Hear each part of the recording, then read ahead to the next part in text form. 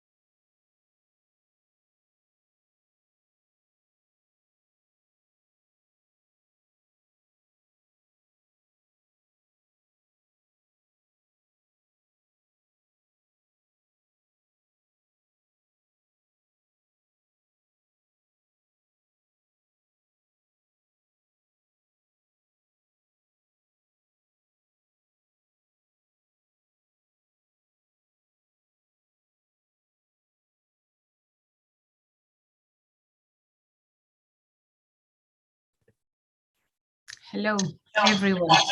Good evening, good morning, good afternoon, wherever you are. We are starting again a new session of the People's Migration Challenge. My name is Elena Olea. I'm the Associate Director for Programs at Alianza Americas. We are one of the organizations that has been convening this incredible round of conversations which started on February 2021. And the rounds have continued one after another. As many of you are aware of,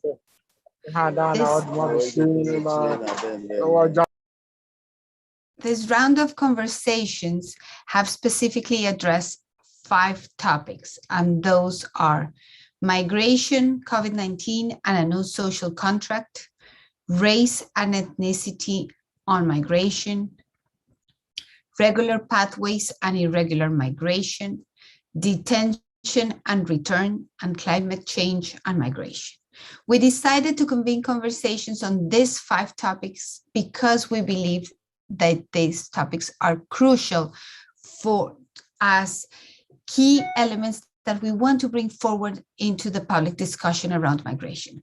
And in some aspects, we're also sometimes dissatisfied, frustrated in terms of where the conversation is going. And we're actually hoping that through this round of conversations, we can push the discussion forward.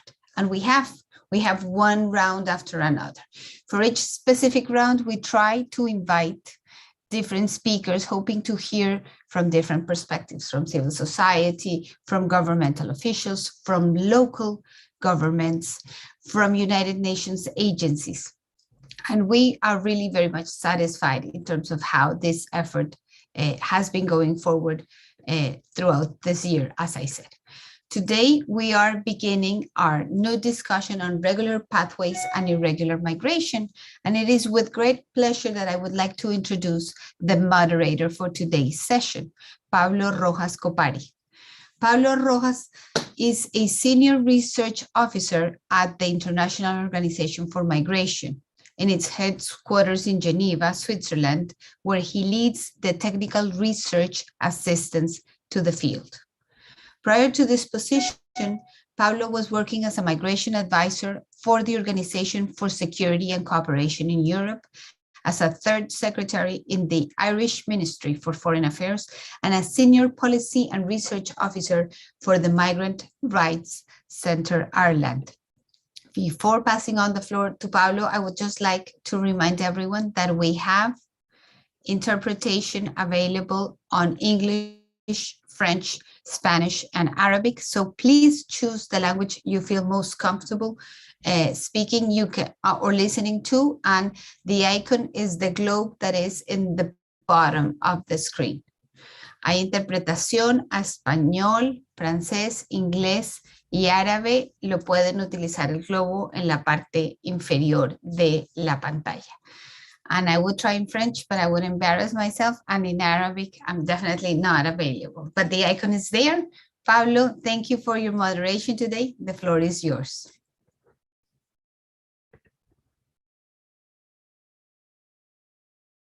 Thank you very much, Elena, for the introduction. Good morning, good afternoon, and good evening to everyone. It's a real pleasure to be asked to moderate the session in today's conversation.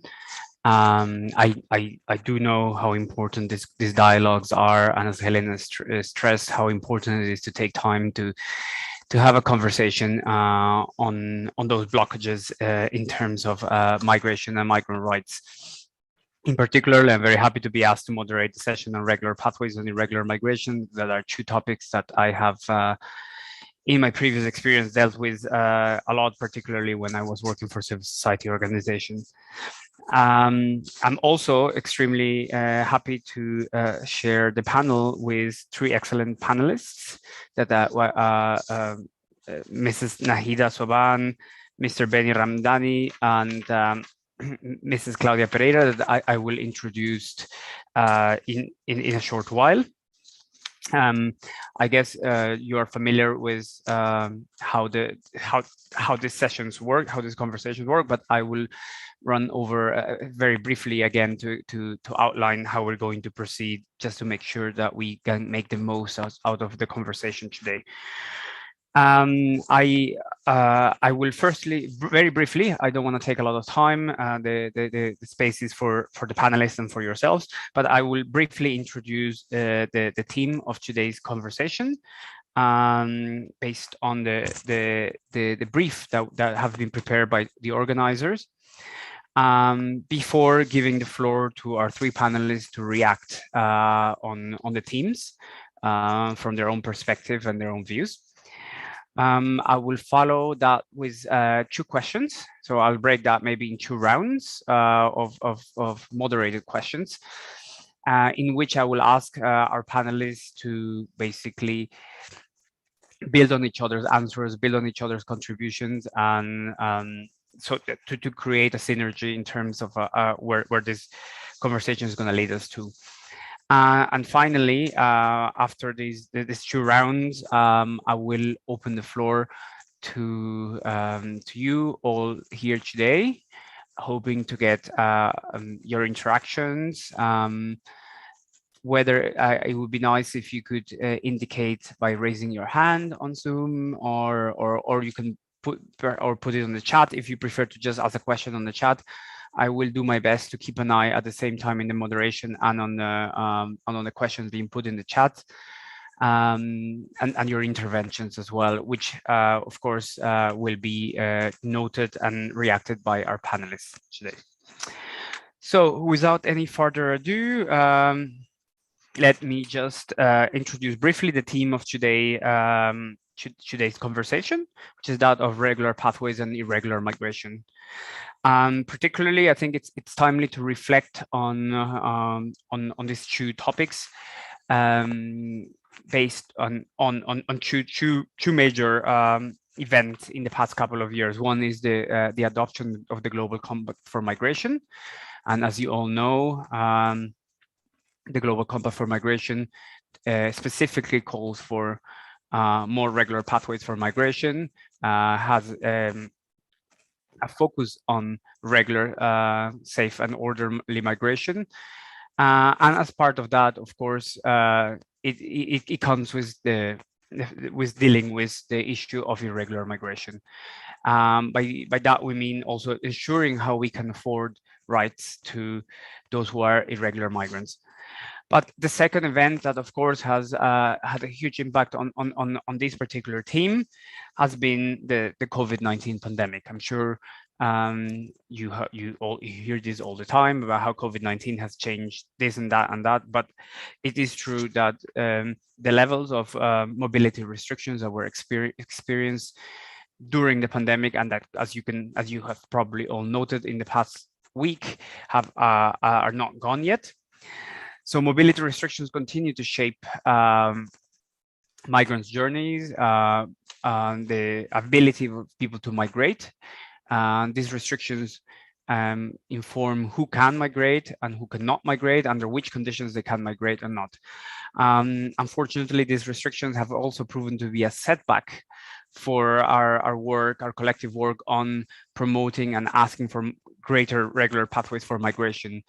These restrictions have also meant that there has been an increased use of irregular pathways. In many times it have been at a high cost, including the life of migrants. And I think it's important that we have this conversation about how do we respond to pandemics and all of that without necessarily encroaching on people's right to migrate or people's ability to migrate in a safe manner. Within the topic that we're going to discuss today, we're going to look at 4 key themes, or key sub-themes to be more precise. The first one being rights-based and inclusive migration governance. So how can governments promote migration governance, particularly in the context of the GCM and advocating for safe, orderly, and regular migration, while at the same time acknowledging the rights of those who are in an irregular situation? So particularly here, I would like the panelists, if possible, to touch upon 2 different two subtopics. One is the issue of the criminalization of irregularity. How do we address that? And how do we ensure that irregular migrants can access their basic rights all throughout the process, in spite of their irregularity? So as you know, I mean, it's needless to say in this context that irregular migrants have the same rights as most people when it comes to accessing healthcare, shelter, access to protection, and many other more. Yet we know that very frequently those rights are either denied or constrained.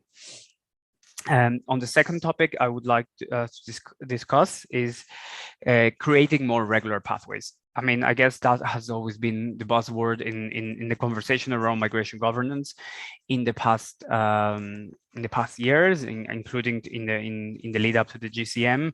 But what exactly do we mean by regular pathways, and what do we ensure that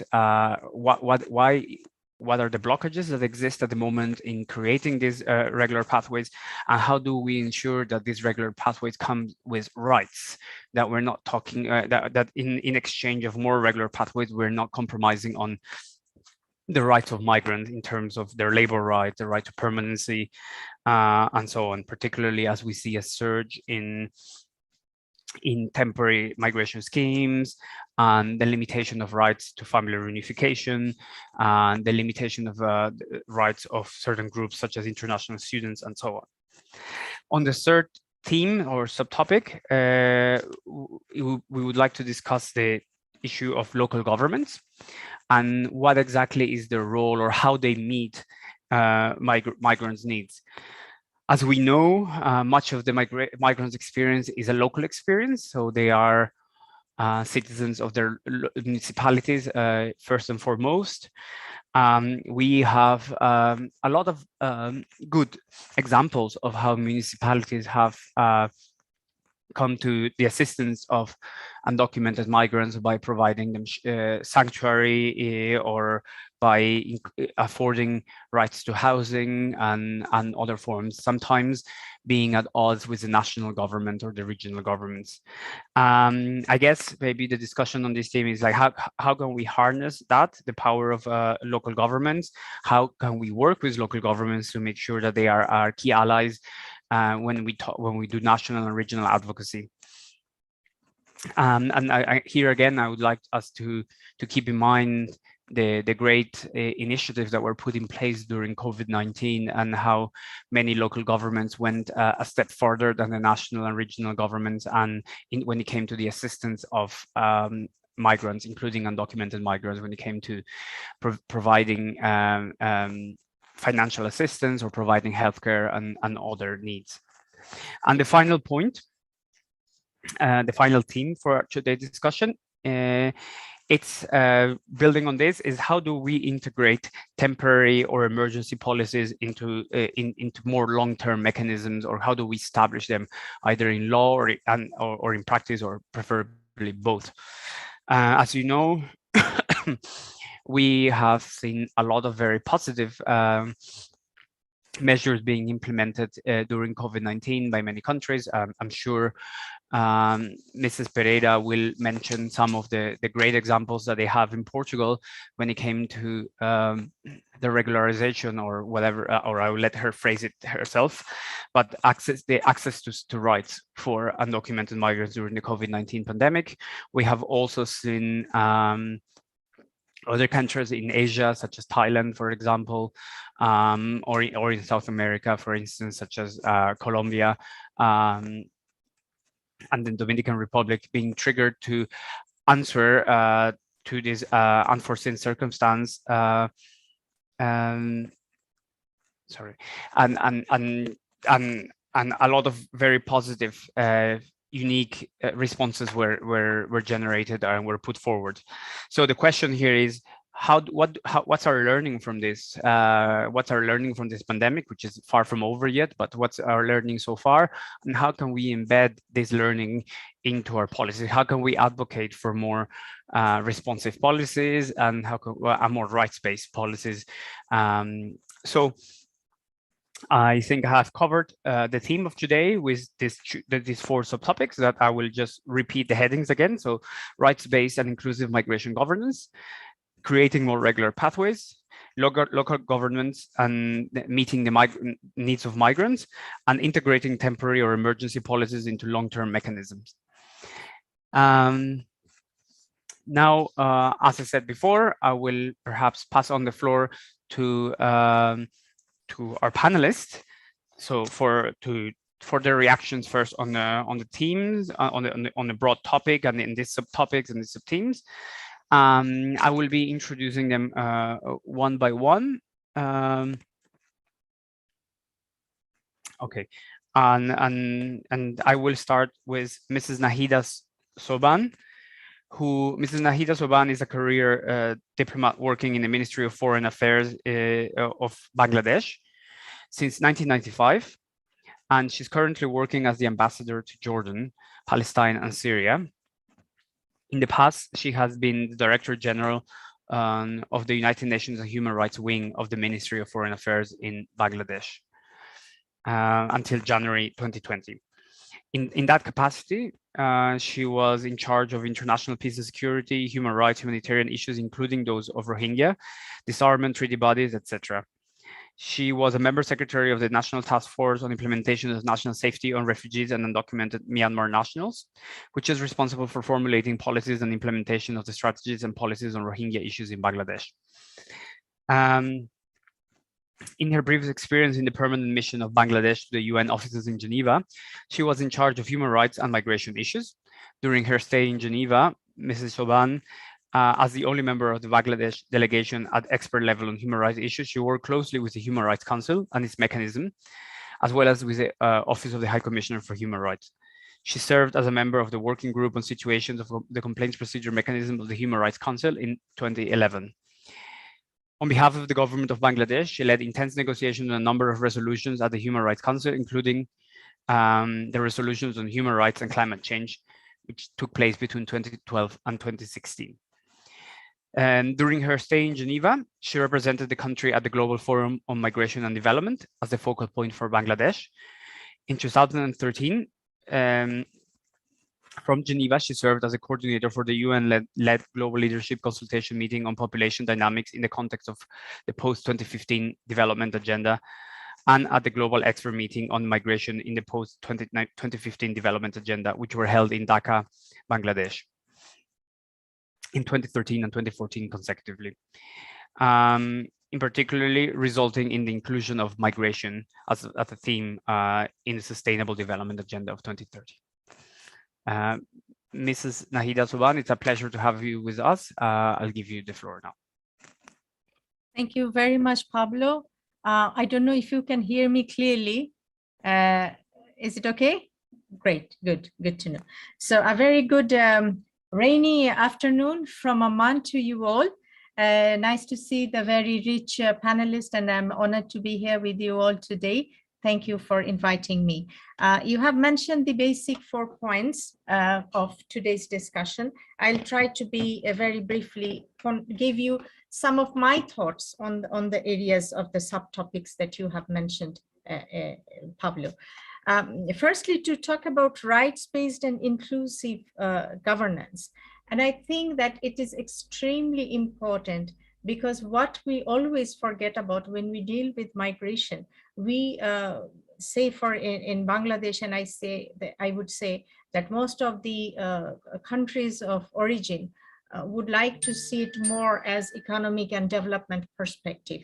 But here, I think what we need to do more is to include the rights-based approach. And that's what I think GCM was all about. We do have one migrants' rights convention, which is the Convention on Rights of the Migrant Workers and their Family Members. But you can see that majority of the, not majority actually, whole of the countries of destination are not state parties to that convention.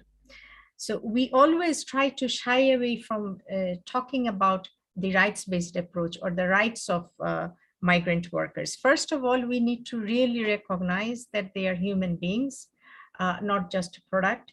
And secondly, the rights that needs to be ensured as a human rights. And it can be done in the light of UN Declaration on Human Rights, Universal Declaration on Human Rights, and also the Vienna Program of Action, VDPA.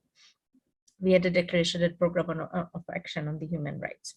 But it would be really nice to see, to have the Convention on Migrant Workers, becoming a universal document, universally accepted, and there can be other protocols to that in terms of their movement. So that's the part I would say that we can take up, and we need to push for it forever globally. And there is a big, I would say, role from the international organizations like yours, and also the United Nations while advising other countries.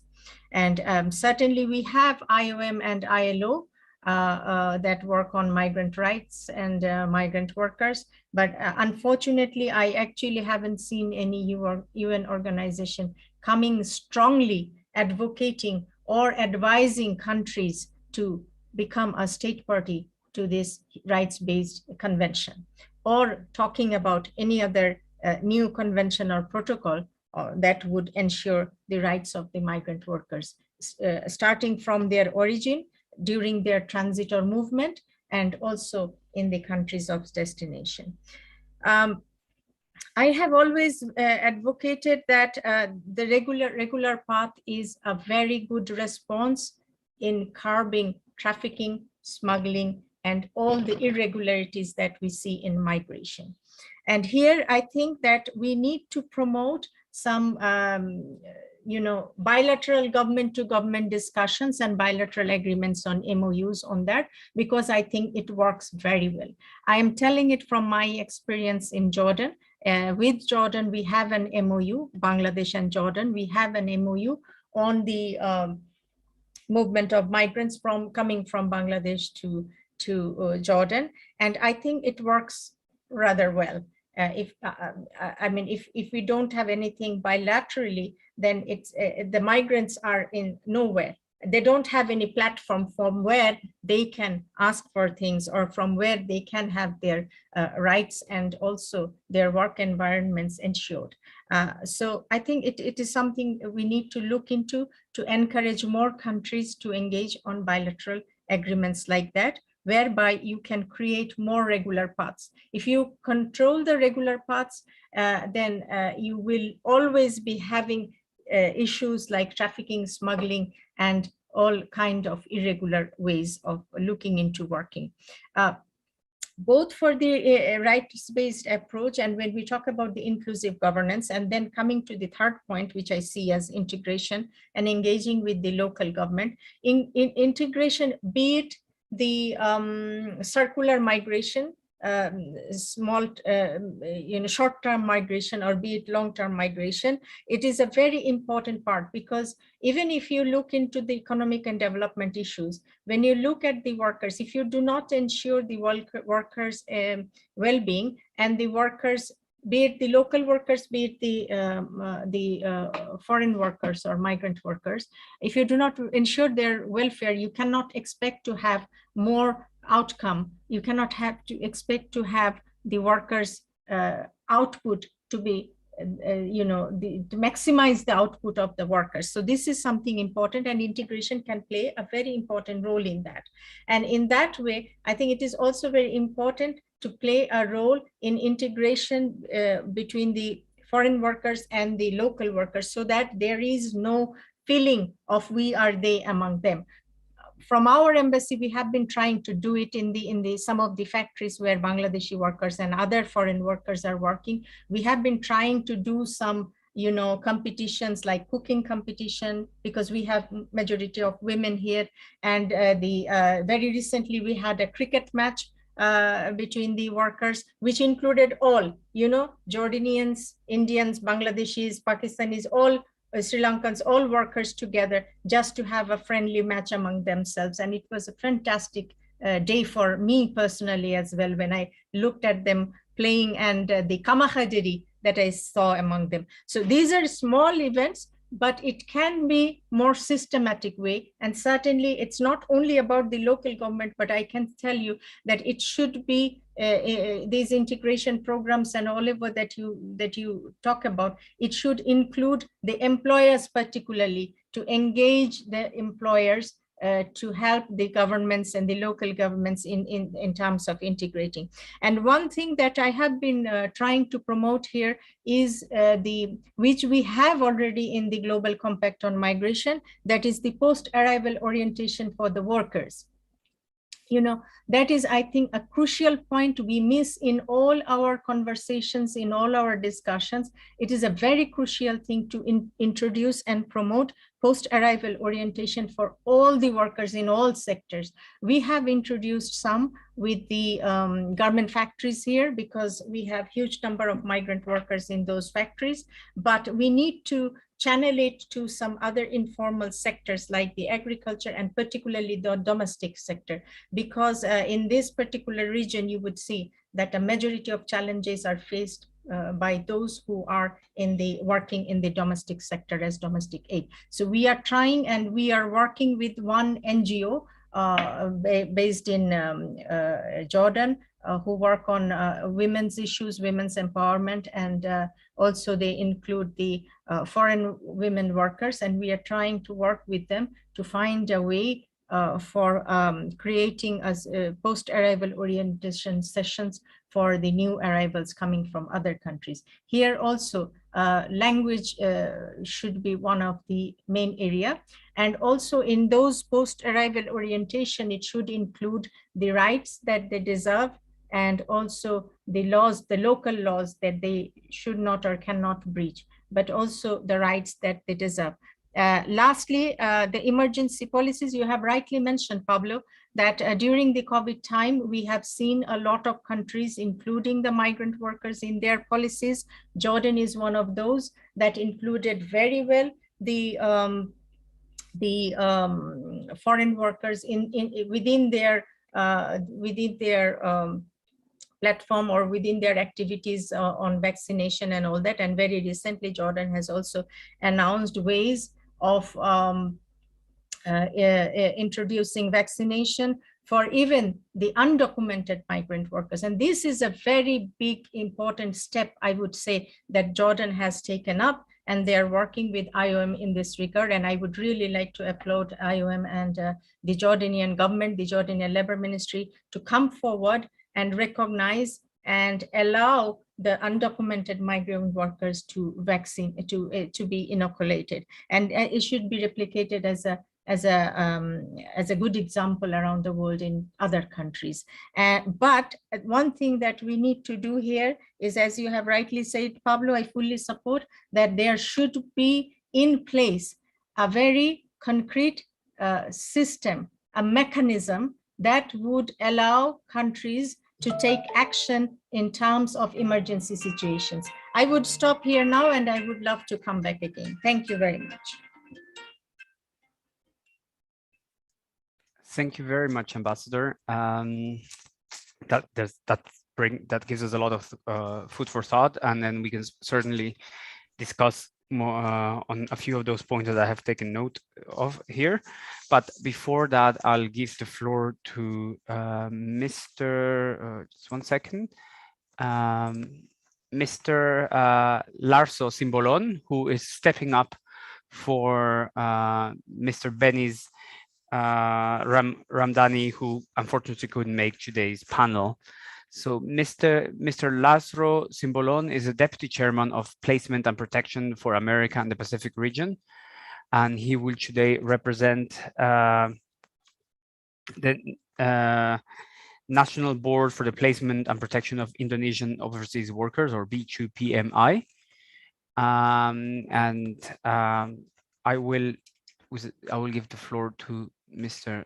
Larso whenever you can.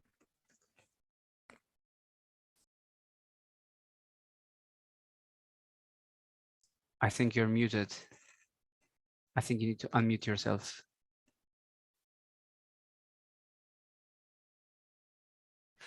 Let me see if I can unmute you. I cannot, but I have asked to unmute you. And now yes, I think you should. Yes, finally. Good. Yes.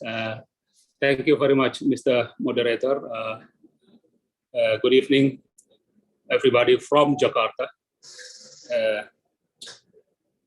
My name is Laszlo Simbolon. As introduced, I am representing our chairman, the chairman of National Agency for the Protection of Indonesian Migrant Workers, a national institution tasked as an implementing body for the placement and protection of Indonesian migrant workers. I was tasked only this morning, and I have prepared something. I have to apologize. I have prepared some materials, more or less what is the Indonesian new policy in the context of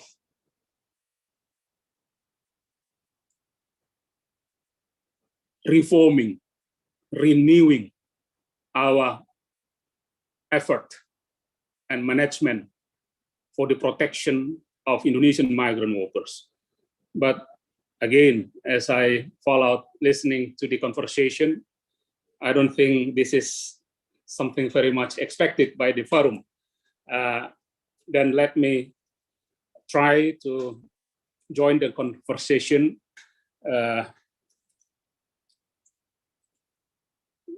the best I can, relevant to the theme. However, someone representing a national agency tasked specifically for this duty for the protection of Indonesian migrant workers, I think the perspective must be very much heavy from the perspective of ascending country. That's number one.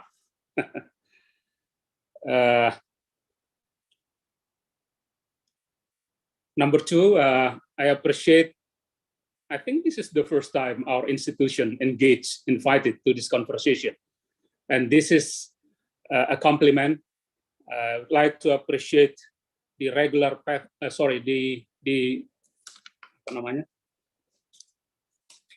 the host, especially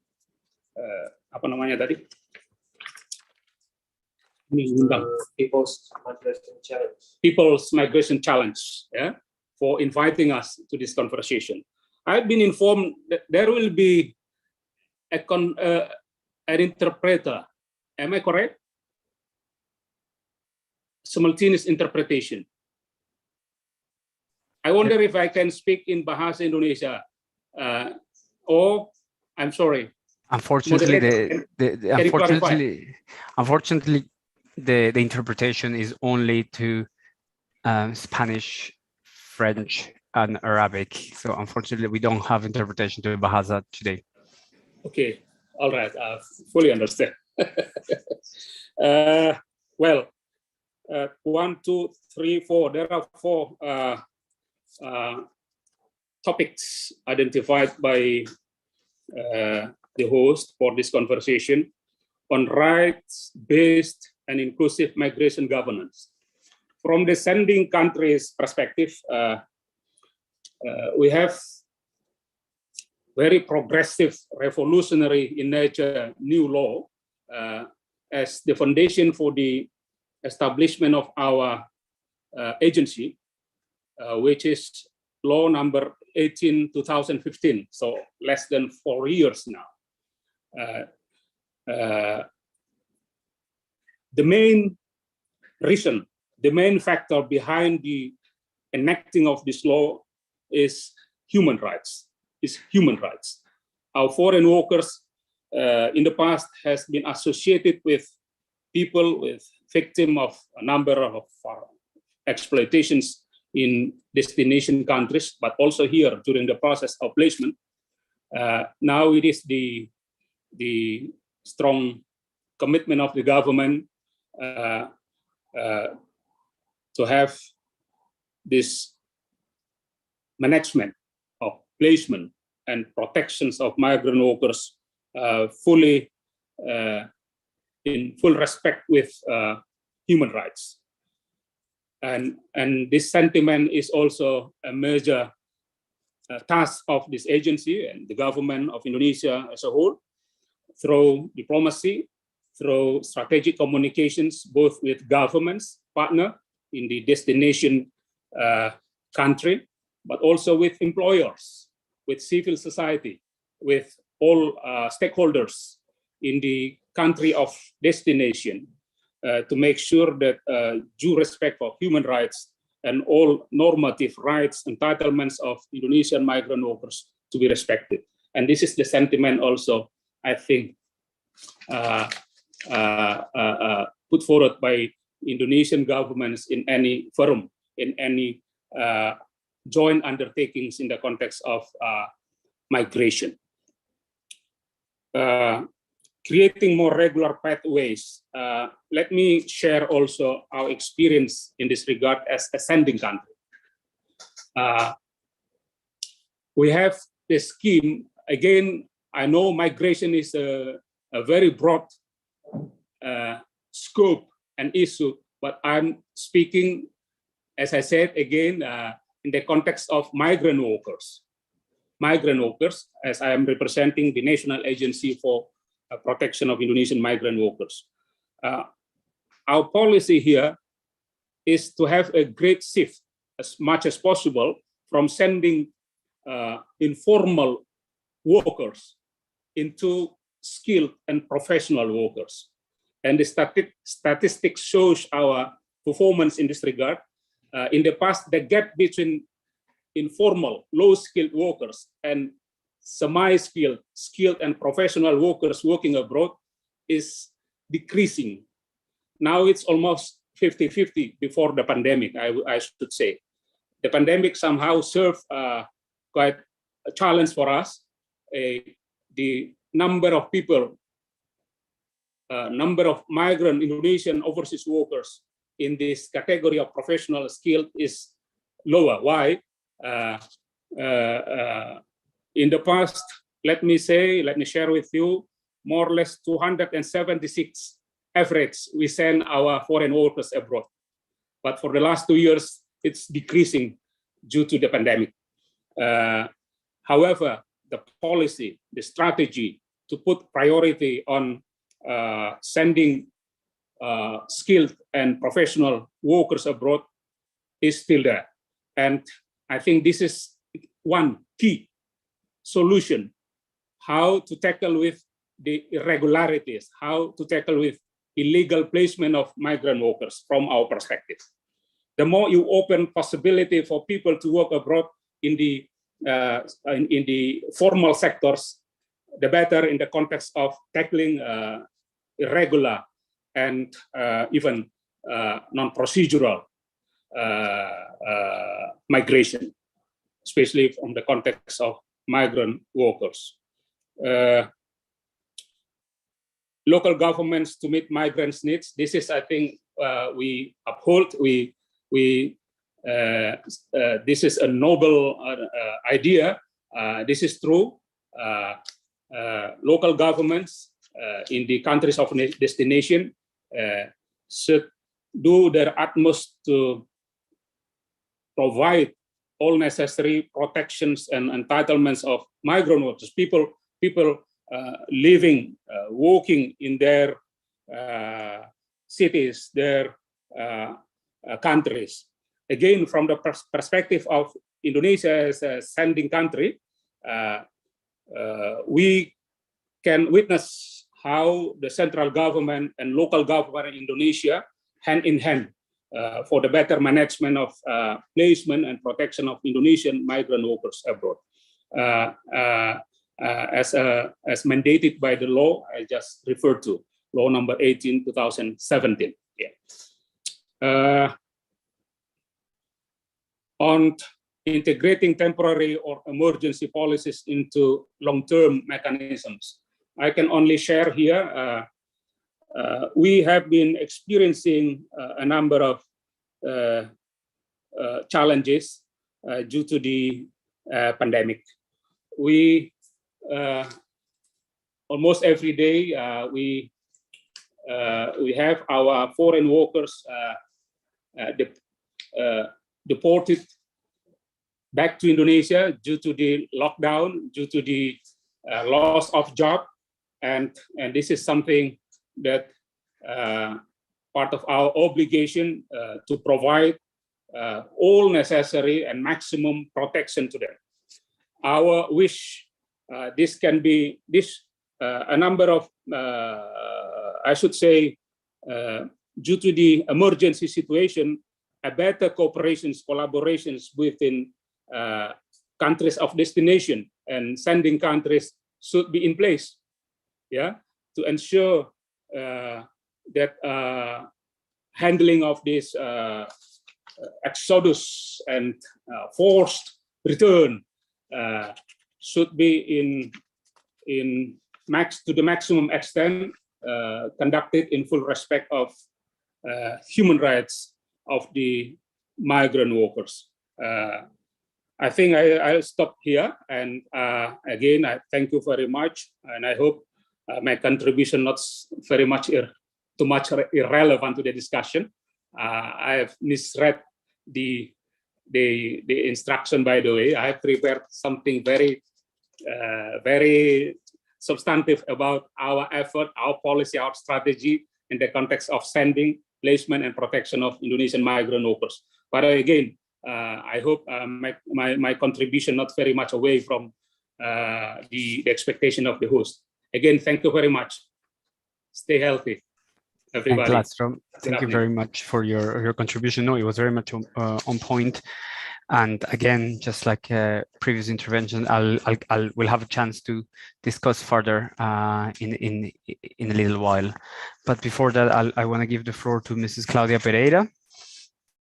Dr. Claudia Pereira has a PhD in anthropology with a postdoctoral degree in sociology. She's a researcher and invited assistant professor at ISCTE IUL, integrated in the Center for Research and Studies in Sociology. She's a member of the Sociology Research and Studies Center and was executive coordinator of the Immigration Observatory from 2017 to 2019. The Immigration Observatory has been responsible for the statistical report on Portuguese immigration produced annually for the Ministry of Foreign Affairs. Mrs. Pereira conducted research on the financial crisis and qualified Portuguese immigration to London and published the book Broken Lives, Portuguese Nurses Abroad. She's previously produced qualitative and ethnographic research in Goa, India, and on Catholic and Hindu castes and tribes. She coordinated a project on Nepalese immigration in agriculture in Portugal and labor exploitation in Audax IUL Entrepreneurship Center, financed by the High Commissioner for Migration. She's a director in the Post-Graduation in Humanitarian Action at ISCTE IUL and a representative of CIS IUL at IMISCOE, a network of excellence of migration researchers, and co-coordinated the Migrant Network, an international network of researchers and those responsible for public migration policies. She was invited as an expert to advise on capacity building projects for the International Center for Migration Policy Development, the ICMPD, funded by the European Commission. She has been working as a migration specialist on capacity building projects for governments of countries outside Europe, funded by the European Commission. She's an evaluator of European projects funded by the EC on migration. Among other publications, she co-organized the book New and Old Roots of Portuguese Immigration and Certain Futures at the Periphery of Europe. Her projects have prioritized the communication to the media and civil society, as well as cooperation with governmental and non-governmental bodies. Dr. Pereira, I give you the floor. Hello, buenas, namaskar, bonsoir, from a sunny and cold Portugal. Many thanks for the invitation. I also thank the presentation to the moderator, Pablo Copari, and the insights of my two colleagues. I'm very, very glad that the government of Portugal can participate in this round, because it could not be more appropriate to identify areas of collaboration between government and civil society in promoting immigrants' rights. So many thanks for the invitation. I also like to congratulate the organization and to greet the speakers of this session and all those who are following us online. So migration, I'd like first to say the contribution to migration in Portugal, one of the contributions, and secondly, the important measures taken during COVID, which our aim is really to transform temporary measures in long-term measures. First, the contribution. So as we all know, migration plays a contribution both in terms of social, economic, cultural, and demographic. And I will stress the contribution to social security system. So according to the Migration Observatory in 2019, between the contribution of the migrants to the social security system and what they receive, the social security system in Portugal in 2019 benefited nearly 900 million euros. So I would like to repeat that the social security system of Portugal benefited nearly 900 million euros.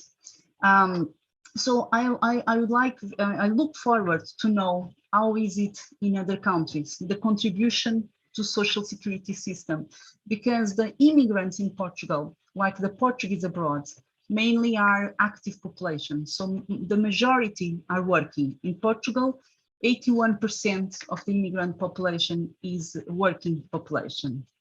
Secondly, our goal in the government is to include, our vision is to include migrants in all the government measures.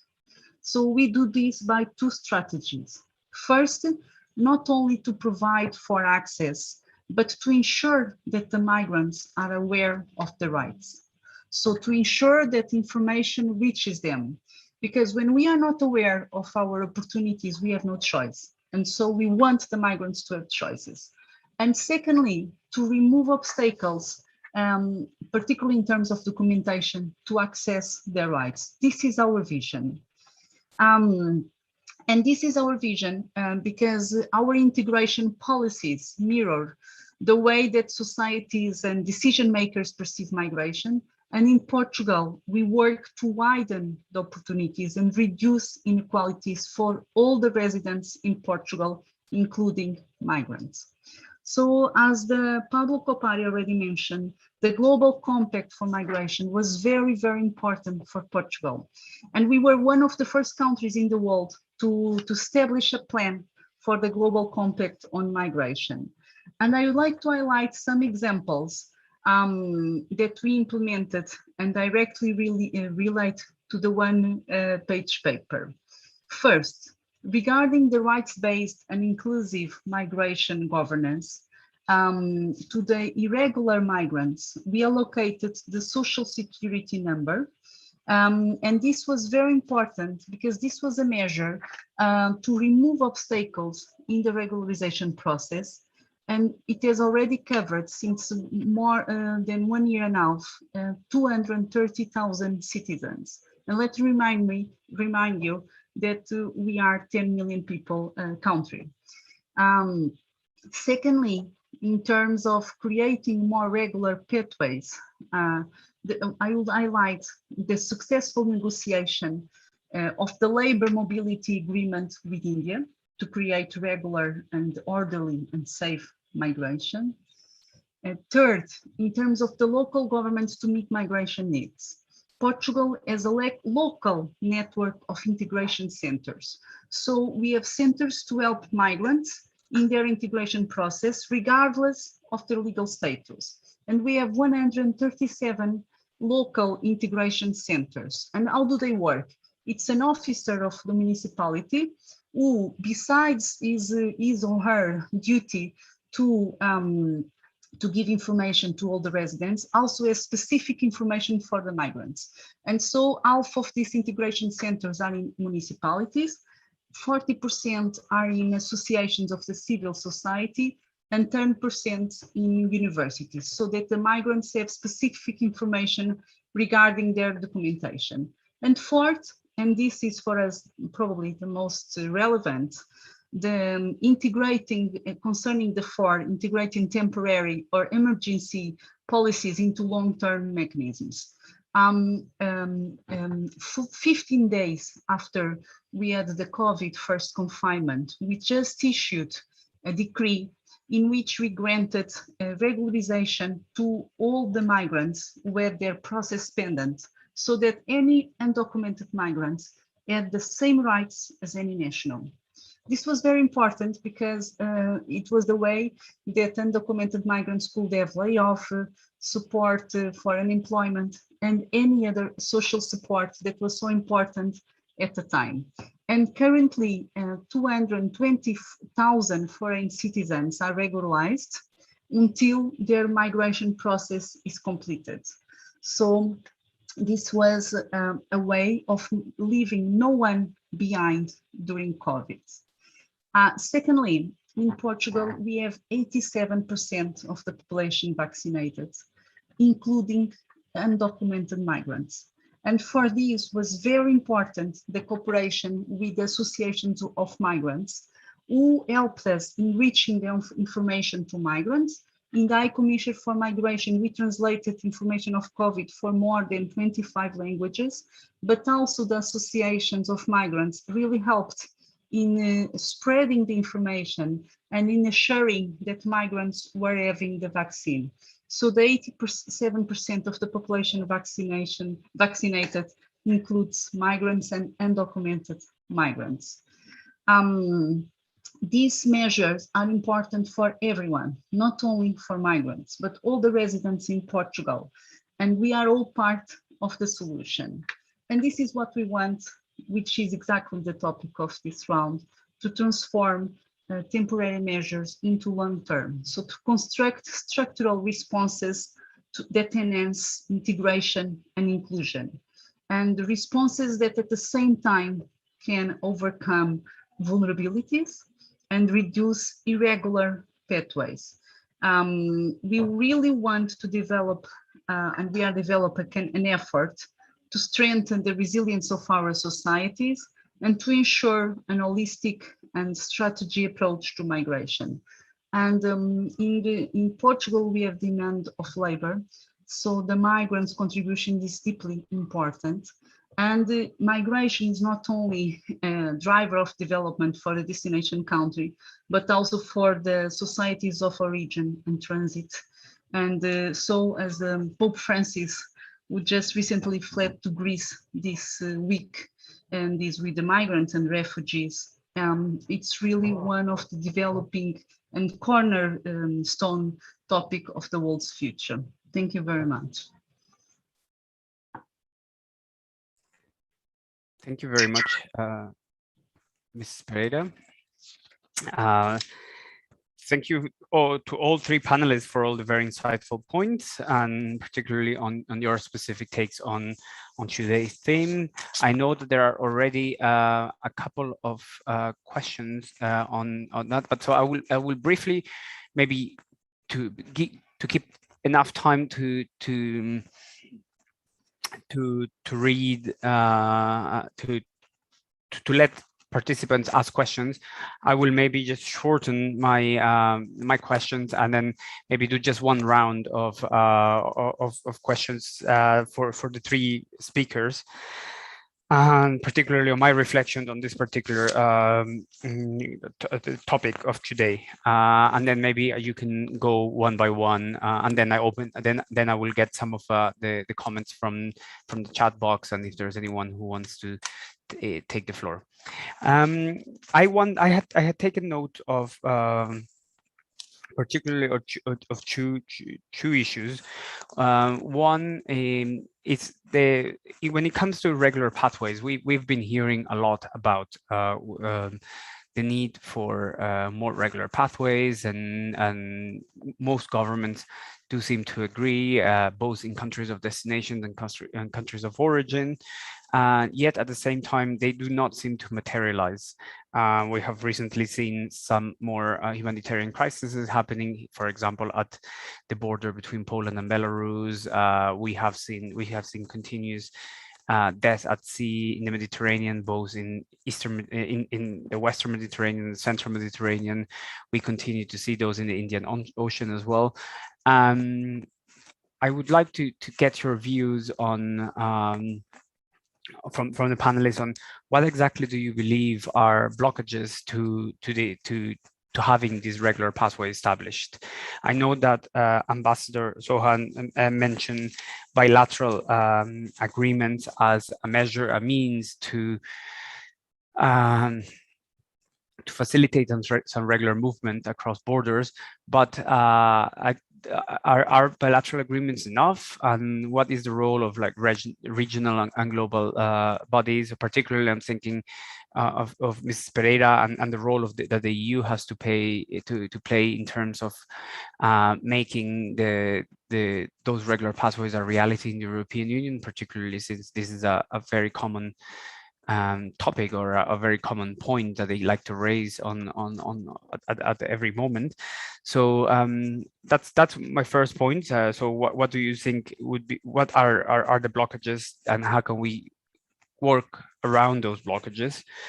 And the second point is in relation to the topic of regularization. So how do you see regularization fitting in this idea of creating more regular pathways?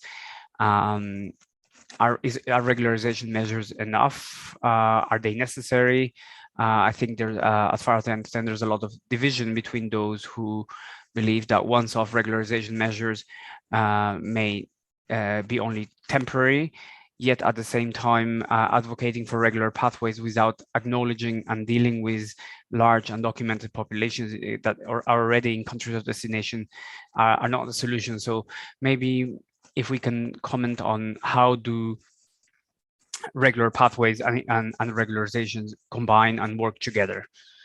And particularly, again, maybe I would like to hear on your specific countries' experiences. So I don't know if I should, I will perhaps then start on the same order as before. So starting with Ambassador Sohan. Thank you very much, Pablo. You put in a lot of flesh in the discussion. Thank you very much for that. I'll try to be brief on the regular pathway particularly, and you mentioned what is the main blockage in it. For me personally, I think the main challenge for creating a space for the regular pathway would be a political will. We forget that migration is also a demand-driven process. So there is a demand. That's why you have huge number of people coming in, and countries tend to, forget that when it comes to the, within the governments, when it comes in the discussion of the governments. Even during the COVID-19 situation, we can see a lot of countries struggling with their, workers in the health sector. There is still no recognition of that. And there are a number of countries that can provide globally health sector workers. So I think it's the main challenge, I would say, is the political will and recognizing the fact that migrants contribute. And a lot of countries I can tell that a lot of countries grew up and a lot of countries developed with the help of the migrant workers, both blue-collar job workers and white-collar job workers. That I would say a major challenge, and I fully agree with you. It can be bilateral, but also there is a good space and for the global perspective, and also the regional organizations, and also the global organizations, UN agencies, to work on it, to create greater platform that can feed into the bilateral arrangements. And that's where I think it's very important to look into it. I have seen a lot of even UN agencies relevant, they talk about all these, but when it comes to, talk about facilitating migration, but majority of the time, migration of the returning migration. But I haven't seen any of the UN agencies or any of the global organizations working on creating regular pathway. It can be even, I see a lot of opportunities. Even WTO can play a part in that, but we miss that part. So I think, yes, we all have our role to play, the regional organizations.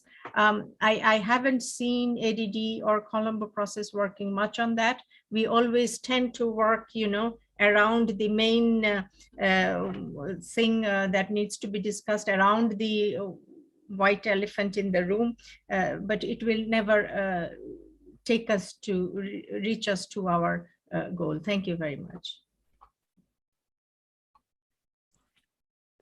Thank you very much, Ambassador Soban. I will pass on to Mr. Laszlo.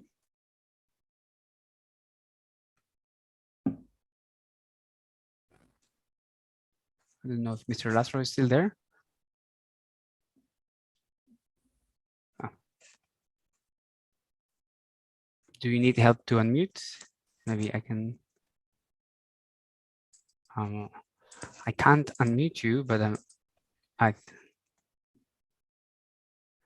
there's a microphone at the bottom.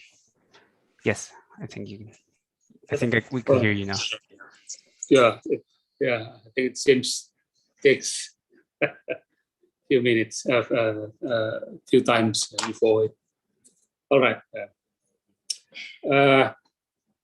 I think, if I'm not mistaken, the question is how to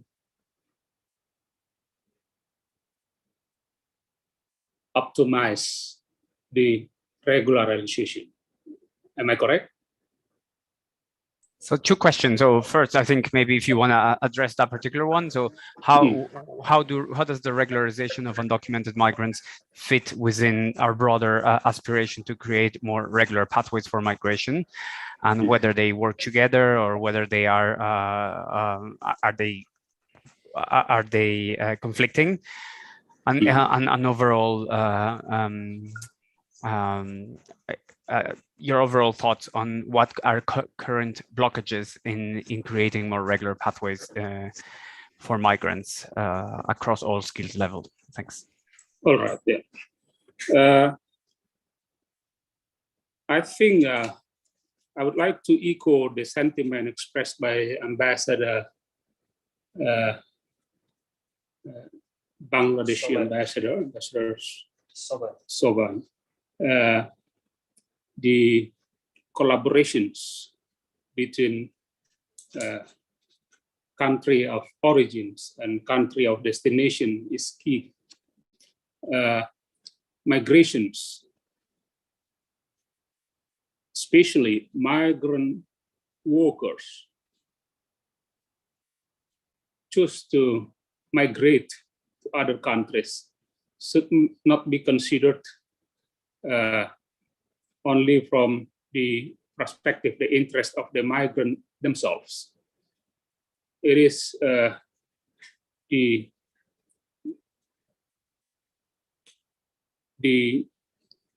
contribution of migrant workers, both for the country of origins. Yeah, in our context, they are supporting the development of our economy at local level, but also national level, but also great benefits in the country of destination. More and more awareness on this and joint effort to ensure regular migrations, I think should be enhanced.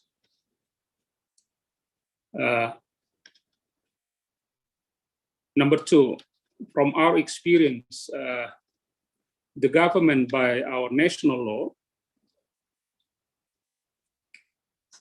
it is our duty to open possibilities. Again, I'm sorry, I can only speak in the context of our agency task, to open possibilities as much as possible for our prospective migrant workers to work abroad with the maximum protections of the rights abroad. So apart from the traditional country of destinations, we are striving in the context of collaborative and joint undertakings together with prospective country of destination to ensure the process of placement, to ensure the fulfillment of their rights is conducted to the most extent possible in the country of destinations. In the meantime, we are aware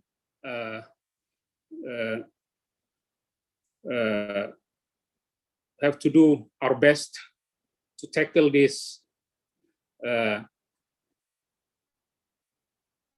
practices of irregular placement in our term. In our case, we established a national task force in close collaborations with our law enforcement institutions, but also local governments, but also stakeholders in the country of destinations to ensure more and more, I'm sorry, I should say, to ensure that irregular, non-procedural process of migration should be minimized.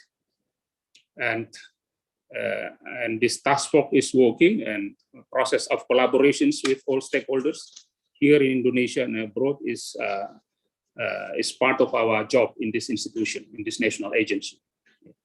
So thank you very much.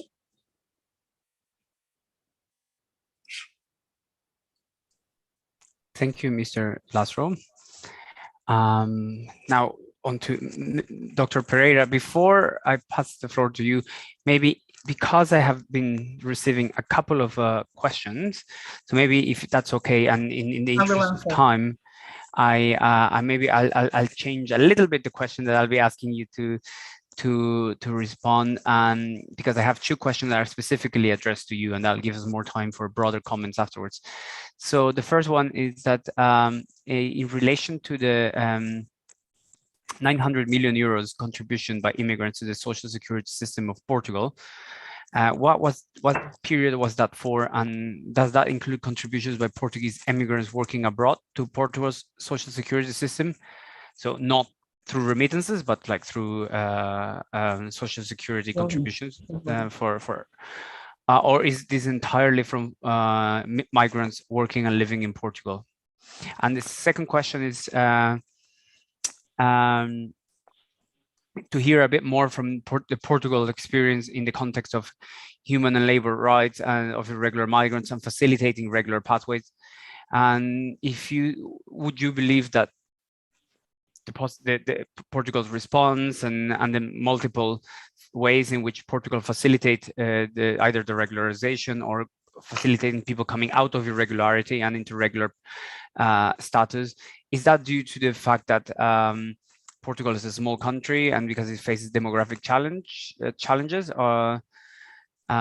or is it also to do with labor market forecasting? I mean, how do you explain that Portugal is somehow at odds with the attitude of other countries in Europe and elsewhere? Thanks. Many thanks. So the first question, it is exactly 884 million euros. It refers to 2019.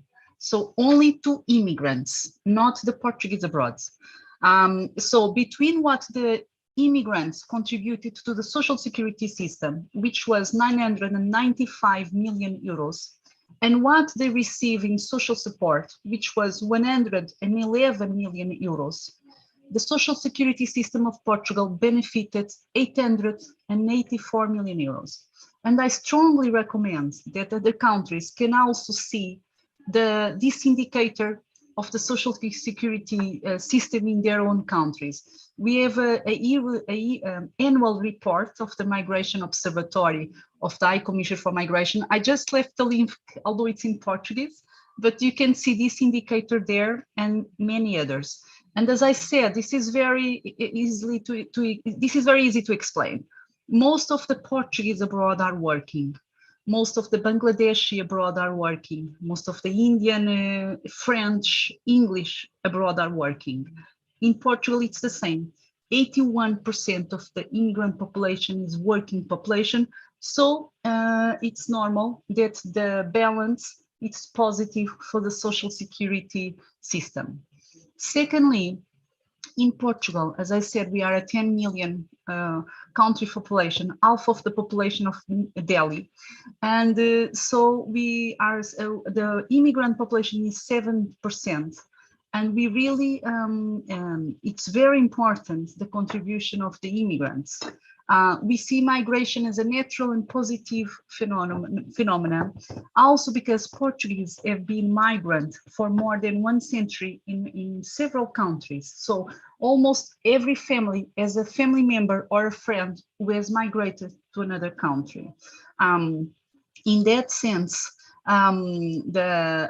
we see migration, it really plays a key role in the fulfillment of job roles and the economic, social and demographic development. The population of Portugal would be much smaller and older if it was not the contribution of the immigrants. Then thirdly, we have a whole of government approach for migration. And this was and I really would like to stress that the Global Compact for Migration of the United Nations was very important. Because of the Global Compact for Migration, 4 state secretaries, we met every month. So foreign affairs, home affairs, work, labor, and our presidency to deal with the measures to include migrants in all the government measures. And then the public institutes also met every month. So we really developed a network. And Global Compact of Migration was really the key factor in this. We already had a network, but it became much more stricter. That is why that in March, in the first confinement, in the same month, we issued a decree that assured that no one will be left behind, and the immigrants who had their process pendant would really not be left behind and had the same access to rights as any Portuguese. And thirdly, fourthly, it's very important to have a network with the civil society to let us know what is missing. In this sense, the High Commissioner for Migration has been developed this network pretty much, and that's why we renewed the decrees to regularize migrants 3 times. And we also include in the documents which we extended validation of all documents in Portugal until December 2021, and including passports and residence titles all became valid, so that no one would be prejudicated by the COVID. Then fifthly, for the first time, the government created a State Secretary for Integration and Migration, and we are in the Ministry of Presidency, which means that we are this enables us to interact with all the other ministries, because migrants subjects are not individualized. They are a matter of education, so we interact with the Minister of Education. It's a matter of labor and social security, so we interact in the Ministry of Presidency with the Ministry of Labor and Social Security. Very important, it's a matter of housing. We interact with the Ministry of Housing. That is why we are in the Ministry of the Presidency. And this is very important to integrate migrants in all relevant paths of their pathways. I think I answered all the questions, but if I have not answered, please just let me know. Thank you very much, Dr. Pereira. Actually, at this stage, I think we still have about 15 minutes, maybe a bit more. I would like maybe to open the floor for some other questions that maybe, or if someone wants to take the floor, please, if you just want to raise your hand, and I will, I see that Smriti Lama, I see a hand is up. I don't know if you would like to take the floor and ask your question directly, whether to one panelist or to all of them, or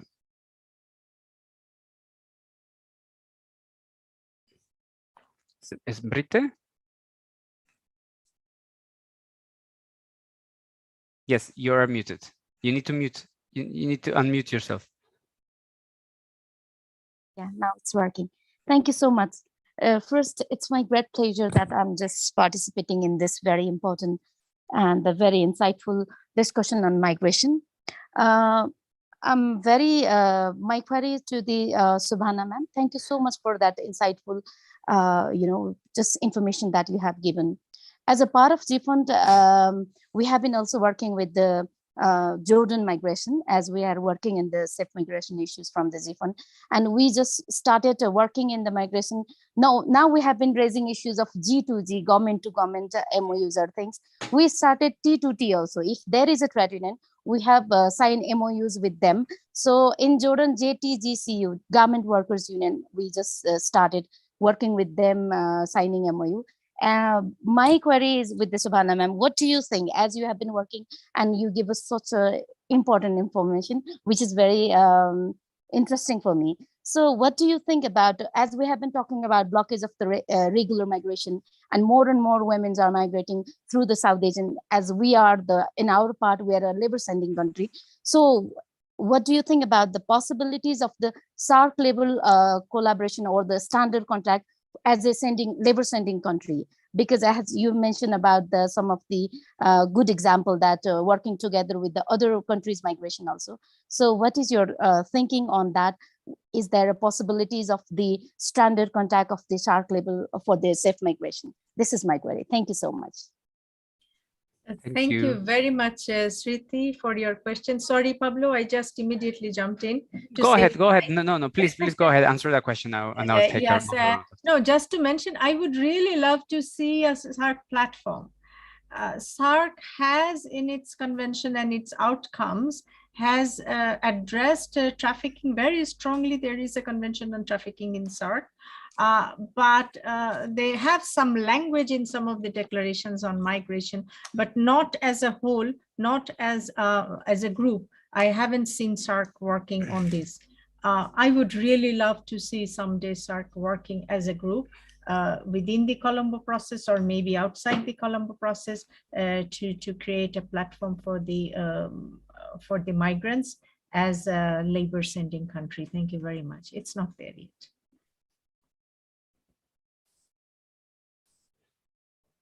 Thank you.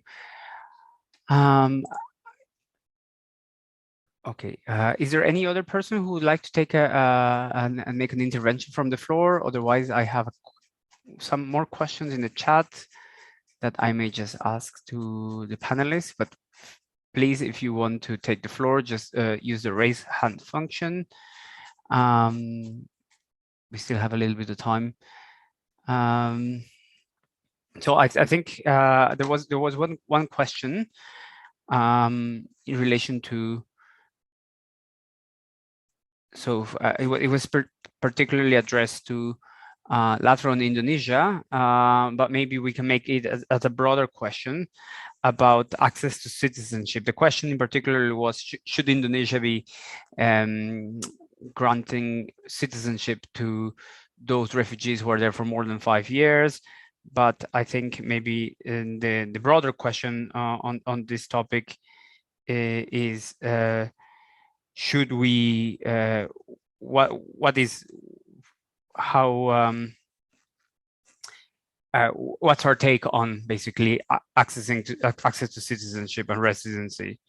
So what are pathways for permanent residency? I think maybe that goes back to the point that we were discussing earlier on, you know, okay, regular pathways are good, but regular pathways need to lead to something more. So a set of rights, including rights to residency and citizenship.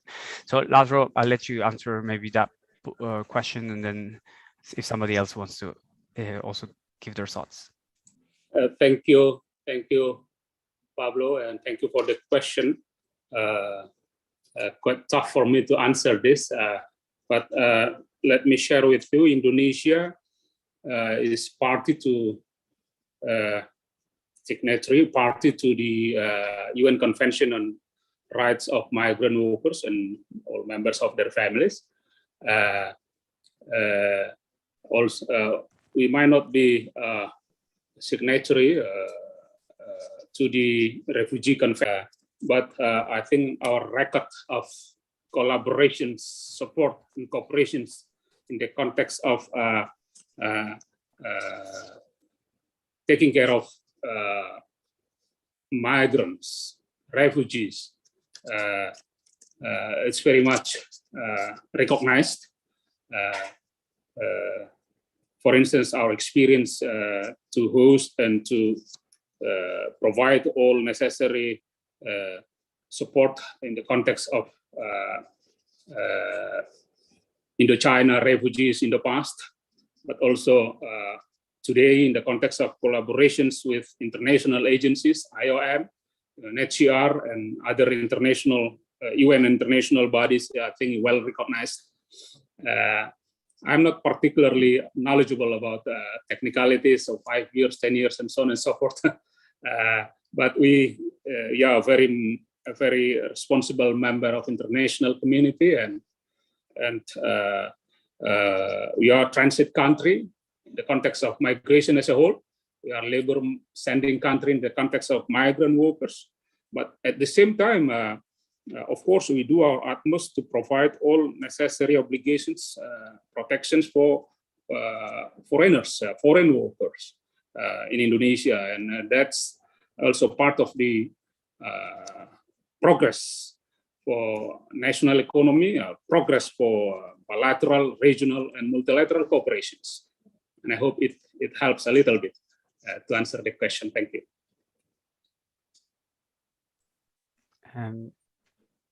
Mrs. Pereira, do you want to maybe mention something on the topic of citizenship, or otherwise I have another person waiting for? Yes, in terms of citizenship, just to add that we have been making changes to citizenship law which is very important. And the last two changes that we made, I believe they are very much important. So we have been in the process of transforming the citizenship law in Portugal more of a solo law. So nowadays, the children of any person in Portugal, including migrants, undocumented, as long as it is born in Portugal, it is considered of Portuguese citizenship automatically. And this was not like that previously. Secondly, previously a migrant had to have 5 years of continuous legal residency to acquire Portuguese citizenship. And it had to be 5 consecutive years. Now it's 5 interpolated years. And this has made a major difference because, for instance, if a migrant has a labor contract that ends in 2 years and then is unemployed and cannot have a residence title, it will start again counting the 5 years from 0. And now we change that. It's 5 interpolated years, so it will not stop counting. And for us, giving this Portuguese citizenship is our main instrument to give migrants the same rights as any Portuguese. Thank you very much. I have 2 people who want to make interventions from the floor, so maybe I'll take them both at once, and then I'll let the panelists respond. So, sorry, I muted myself. Michelle, do you want to go first?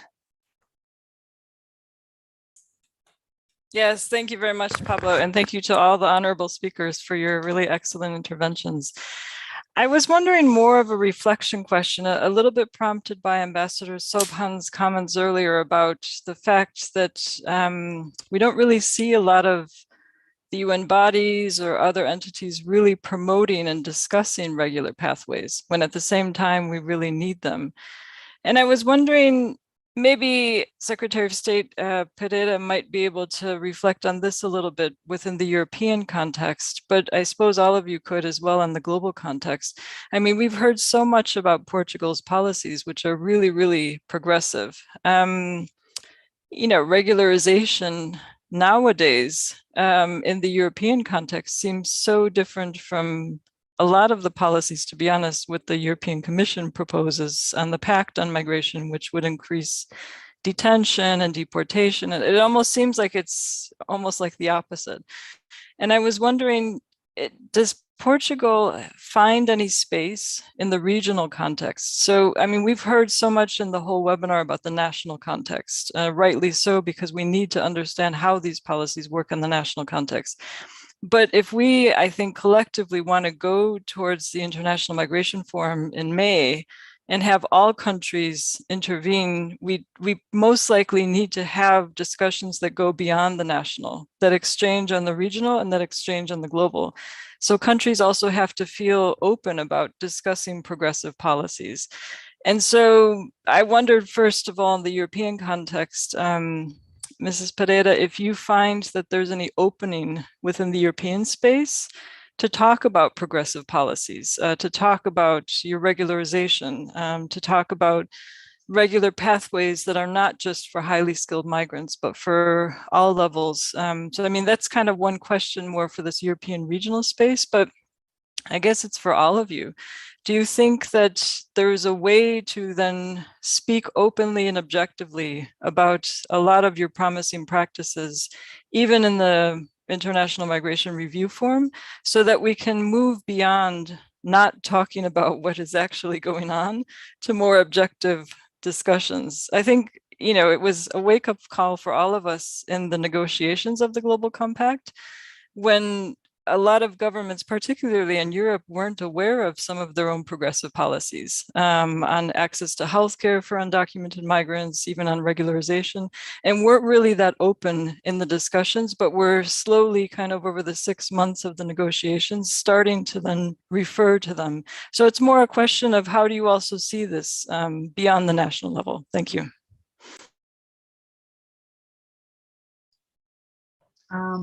Hi again. Yes, do you mind if I just get on John's question as well, so we can try to yes. Yeah, thanks very much, Pablo. I'm John Bingham with the NGO Committee on Migration in New York. We have several colleagues with us on the phone today, and I've asked questions in the chat box, and Senora Pereira in particular answered a question with a tremendous insight into the role of migrants in contributions to social security. So not remittances, but social security. And that's an amazing contribution that I think civil society and others, governments on origin and destination sides of migration should take further in mind. Pablo, I mentioned how my own appreciation for your excellent framing of regularization. This is not the first time I've come to one of these conversations on the People's Migration Challenge on regularization. I think it's one of the best. And the reason I come to these is to try and get fluent, with civil society, all of us, but myself, I need to get fluent in what we mean on regularization as well as regular pathways.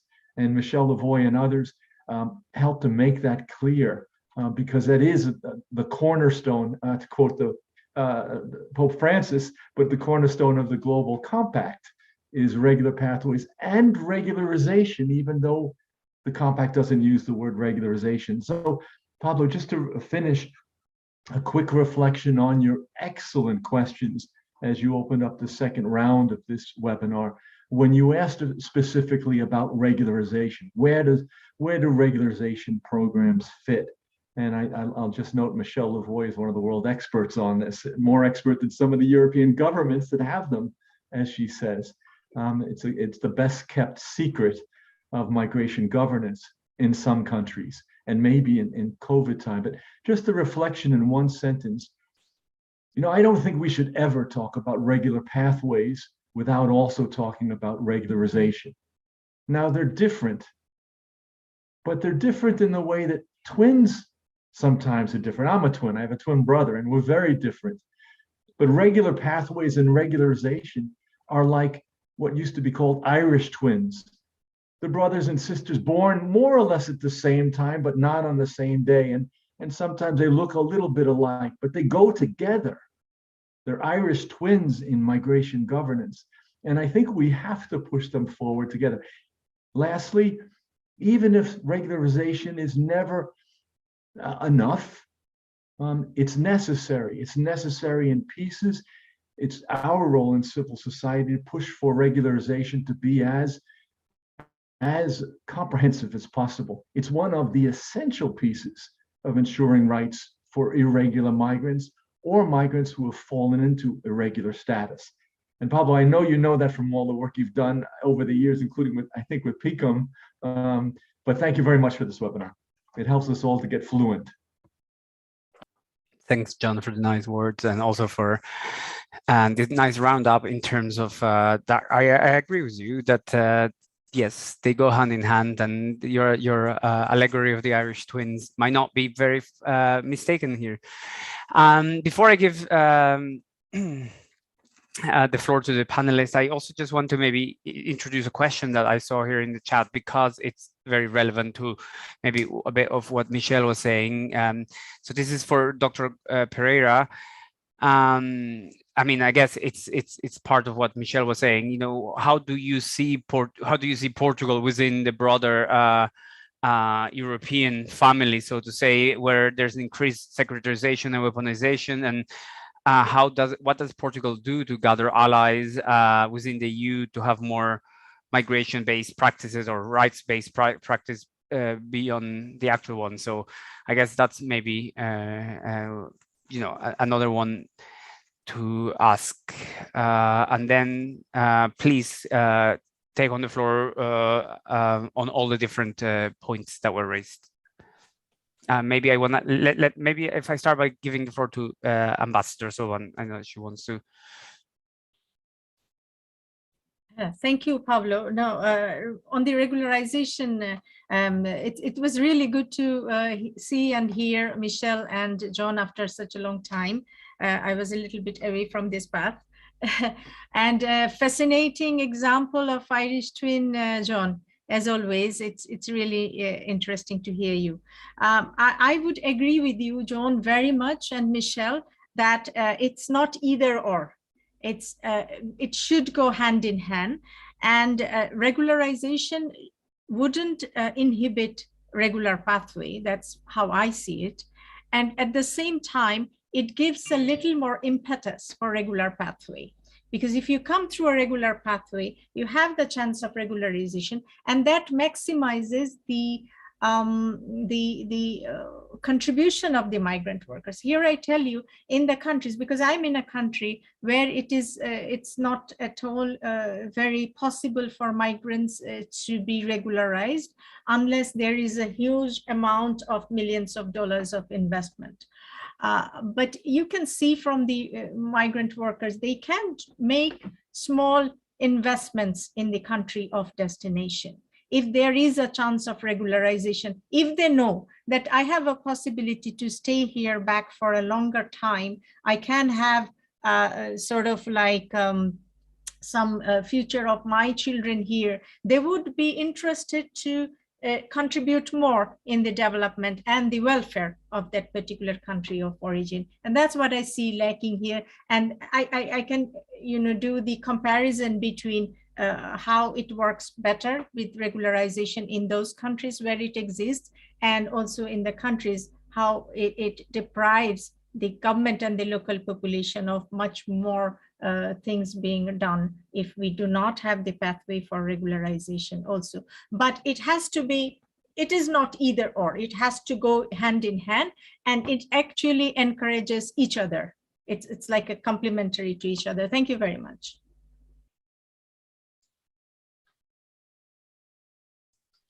Many thanks. Yes, I would like to thank the insights of Michelle Levoy and John Brinkman. Many thanks. So in the last semester, the Portuguese had the presidency of the European Union, and we were able to move forward on the promotion of migration. And in this sense, we strongly assume the government of Portugal as a progressive government in terms of migration, and in that way to inspire other countries. And we also strongly believe in a sharing of responsibility with solidarity. For instance, since the last 3 months, we already received and settled about 500 Afghans refugees. And we keep working, and always with a very humanistic and holistic position regarding migrants. At the same time that in Portugal, we have done a lot in concerning the rights of migrants. Still a lot has to be done, and we are very much aware of that. But still, we are also committed, and we were very committed to the consensualization between the member states for the adoption of the new pact on asylum and migration, to defend and promote the rights of migrants and refugees, and to ensure a more supportive and inclusive Europe where no one is left behind. We also, secondly, reactivated dialogue between countries to work towards integration policies and the recovery from COVID. Because I work in the integration policies, we are strongly committed to establish new pathways in that sense. And in the government of Portugal, but I think in the public policies in generally, our main aim is really to reduce inequalities. And to reduce inequalities, it's a path towards the realization of human rights. And that is what we have been working on actually since 2007. So in the last 14 years, when we had our first plan concerning the integration policies developed in Portugal. We also, in the Portuguese presidency in the European Union, welcomed the adoption of the action plan of the European Pillar of Social Rights, which, as stated by the Ministry of Labour, is a cornerstone in the affirmation of the European social model and this construction of a more social Europe. So to really include migrants in the construction of a social Europe. So in our vision, this is what we have been developing, again, to reduce inequalities and at the same time promote the equality of opportunities to everyone. And this is done by two basic mechanisms that demand a lot of work, especially of two kinds of work. Relations of proximity between the local government, the central government, and civil society, and to work in networks that are structured. And this is what we have been putting much effort. Thank you.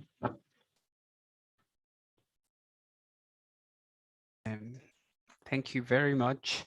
Lazaro, would you like to maybe add some comments on these topics or any final comments?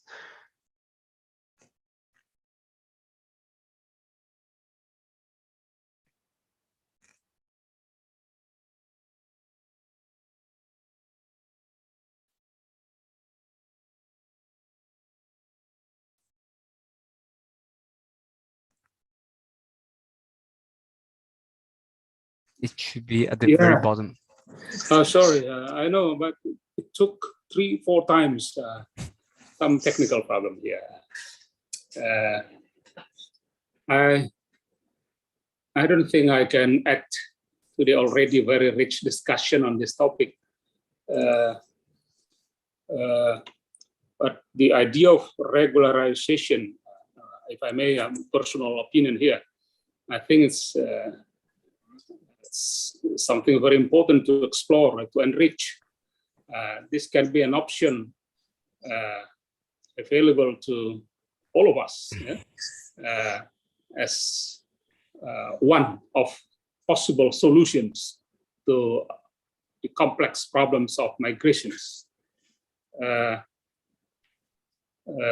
a very ad hoc case, we do have some experience with our partner country of destination in this regard, to implement some sort of regularization, where undocumented migrants arrived at the country of destinations beyond their normal wish, in a very ad hoc special case.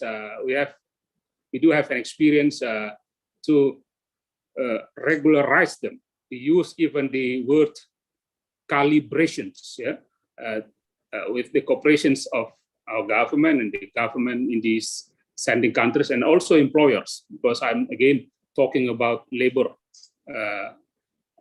talking about foreign workers, Indonesian migrant workers. But I think this is very great idea to be scaled up, to be explored, to be enriched as an option, as one possible solutions to this complex problem of migrations. If Pablo said just now, closing statement. That's fine. Yeah, I mean, if you want to say final words, I don't think we were going to do a formal closing statement, but sure. Okay. Of course, I should not fail to thank you and to thank all the organizers and the fellow panelists for rich discussion. And this is my first experience with this kind of global forum of experts and senior representatives. We have not managed to introduce, to know who in the audience, but I'm sure they are all experts and people concerned to the development of global, national, regional, and global efforts to ensure to maximize regular migrations. On the part of speaking from Indonesian government, we are we stand ready. We do our utmost.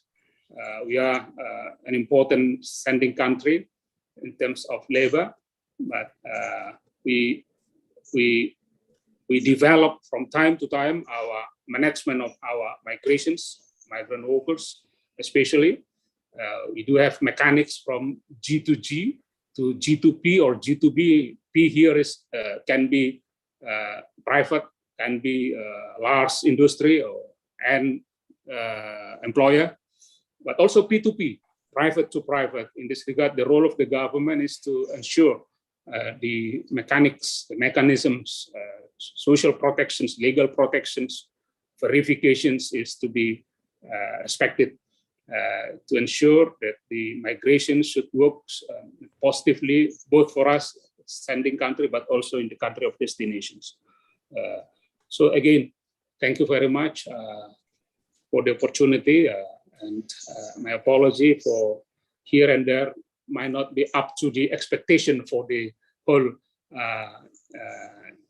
great discussions. And again, thank you.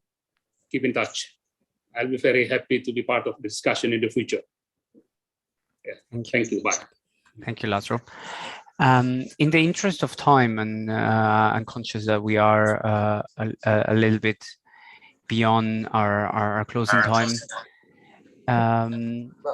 I'll take one of the executive decision of abusing my moderator powers. There were like 2 questions in the chat, and I think I'll just answer them because I think they relate a little bit to each other, and I think they've been complemented by all the answers already. One was in relation to, well, it was more like a comment on talking about the criminalization of irregular pathways and how criminalizing irregular pathways result in more human trafficking and abuse of irregular migrants. And the other question was like, what's being done to stop irregular entry, or even though when this is facilitated by country officials and so on, and what can we do to avoid irregular entry? And I think the answer to both questions is going back to the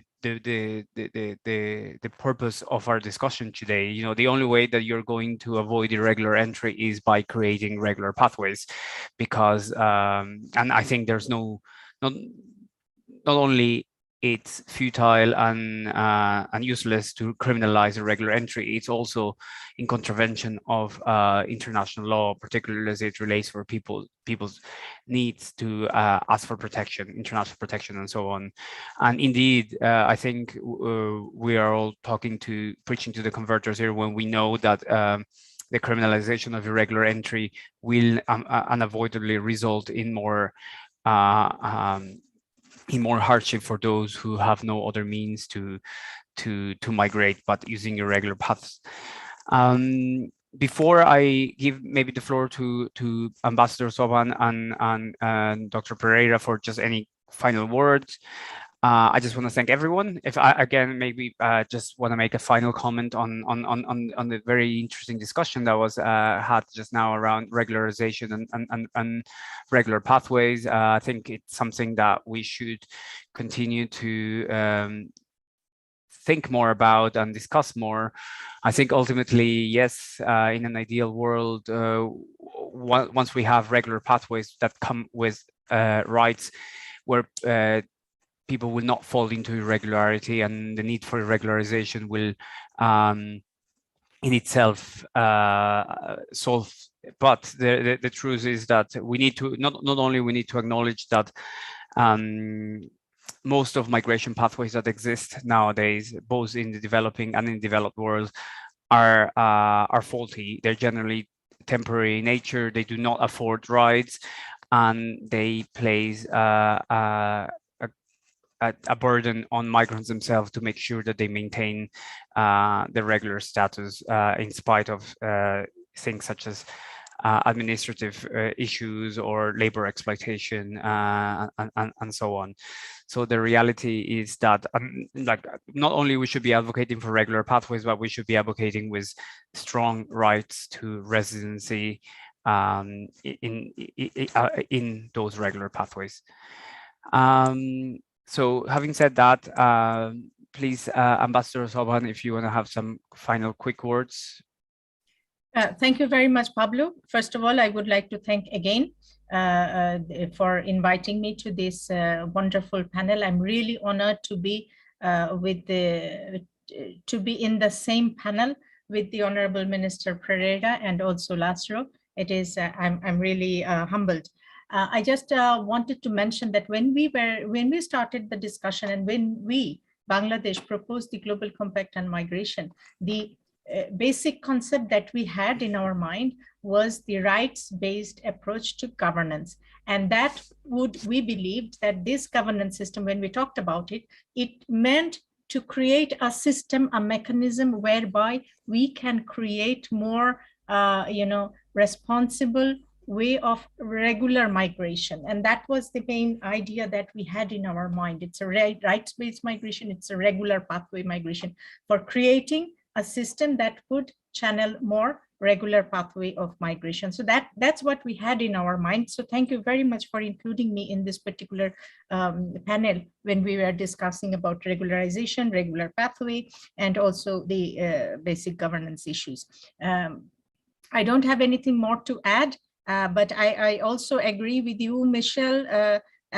We always look up to the United Nations and the international organization. I personally have a lot of faith on that, but there are some lackings that I see from time to time. And this particular issue of migration, regular pathway, creating advocacy, awareness raising on regularization and regular pathway on migration, it is important that we need to see United Nations is stepping up more, international organizations supporting or advocating with the UN would make a lot of difference, and I look forward to that. Thank you very much.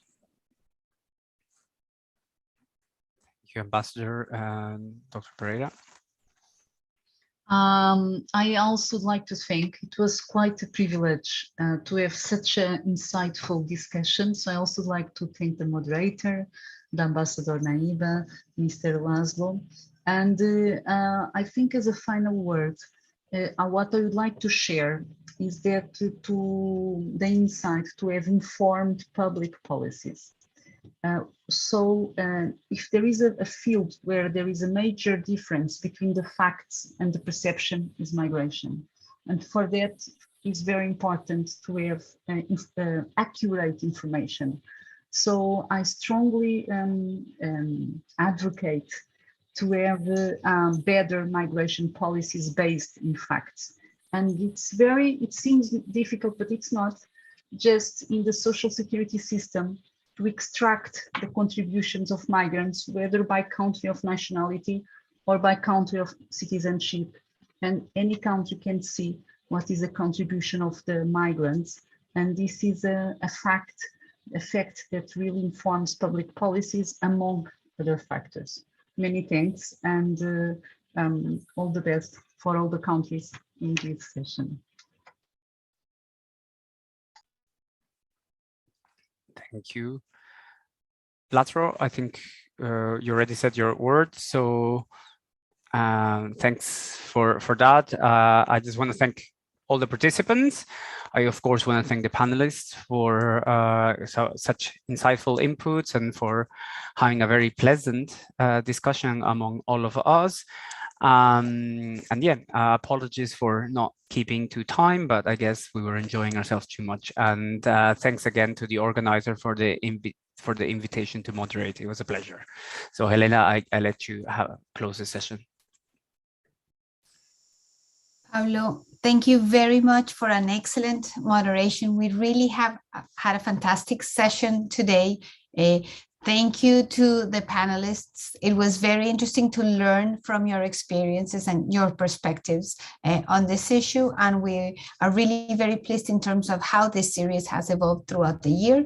We look forward to having all of you next Tuesday on our next conversation, which is going to be on climate change and migration. Thank you very much to everyone, and have a very good rest of your day.